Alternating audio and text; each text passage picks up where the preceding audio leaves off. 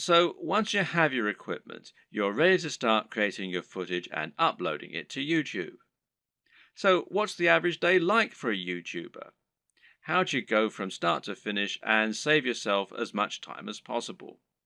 Well, everyone works differently, but it's certainly worth coming up with a workflow to minimize the amount of time and effort that will go into making videos.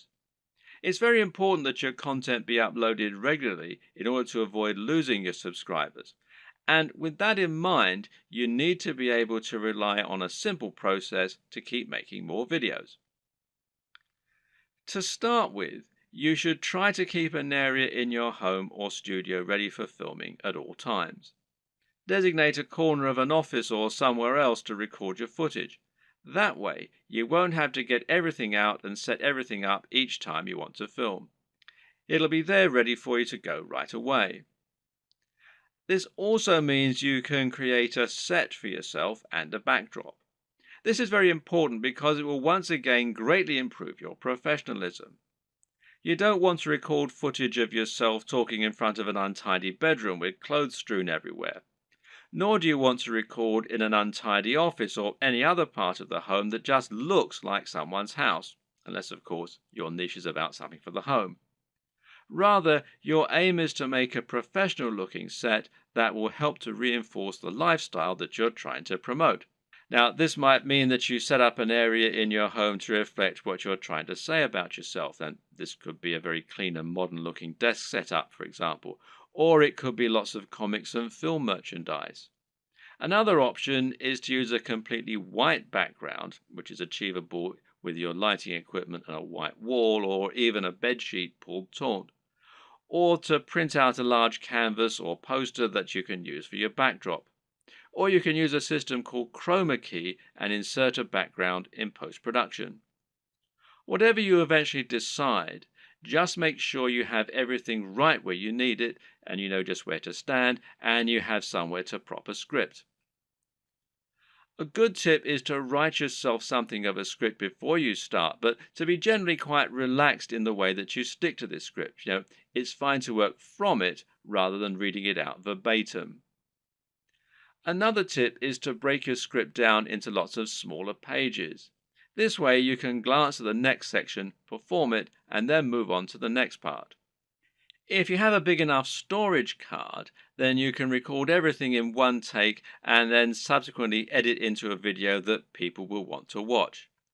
But to do this, you also need to make it as easy as possible for yourself. You can do this by moving slightly each time you perform the next page. This will not only help you to see when you got the take right when looking at the footage in the editor, you'll know that the take just before you moved was the right one, but it'll also make it much more dynamic video as you'll be moving position on the camera as you speak.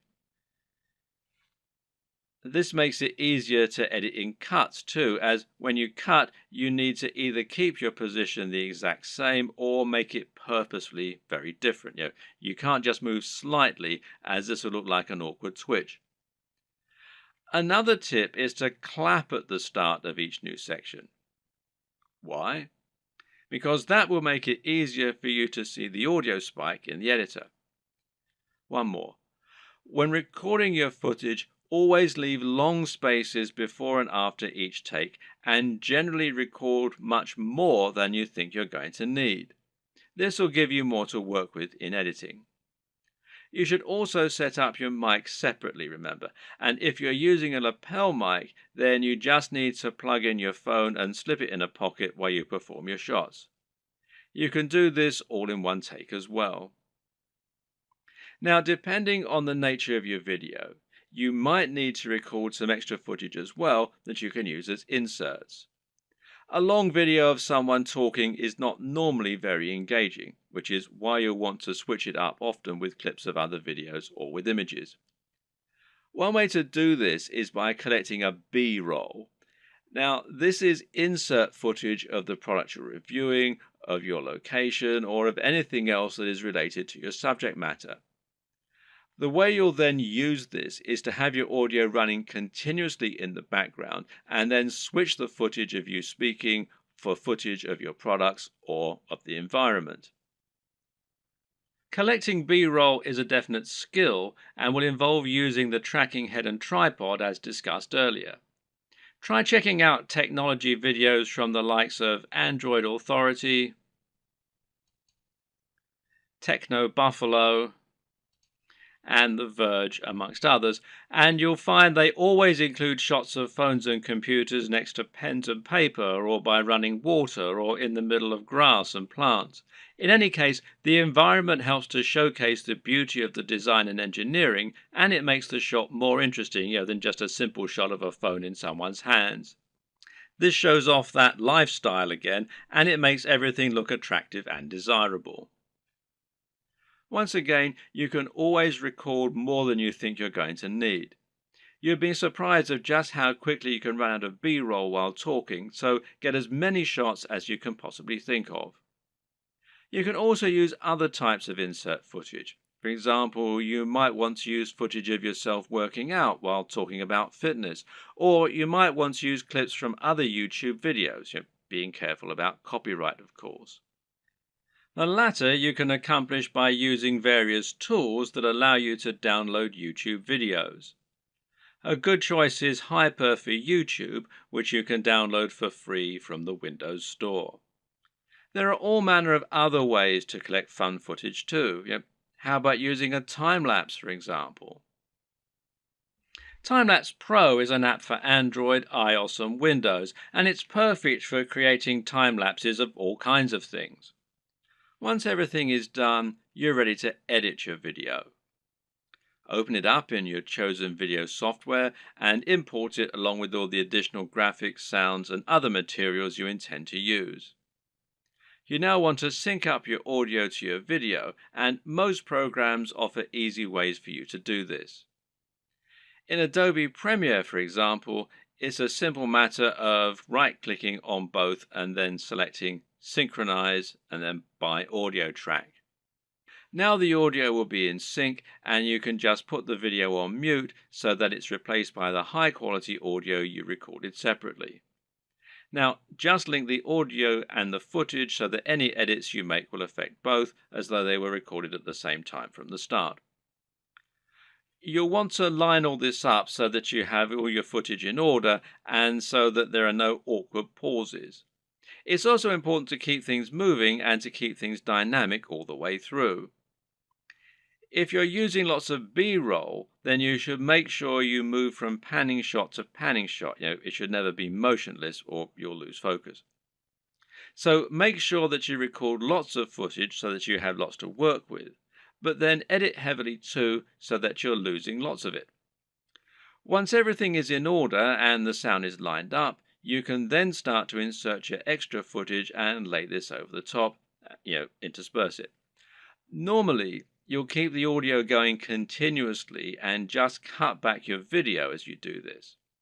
If you watch the aforementioned Android Authority videos, then you'll notice that they tend not to have much of themselves talking at all. They have a clip at the start and at the end, and perhaps one or two in the middle, and the rest is all B-roll. Finally, try adding the video opener, any bottom thirds, and your logo and your music, and make sure that you get the audio balance right with the music, and consider using a small introduction before the opener. These final touches will give your video a real air of professionalism while helping to really drive home your branding. Now you just need to save your video in a format that YouTube likes, such as MP4, and then start to upload it to your YouTube account. All this can take a fair bit of time, so be sure to leave yourself time unless you have a really fast connection. And this will be even truer if you're using 4K footage. A tip is to use Chrome to upload. Google made Chrome and they own YouTube, so the two play nicely together. If your upload is interrupted and you're using Chrome, then you'll be able to resume it from where you left off later on, even if the computer's been turned off.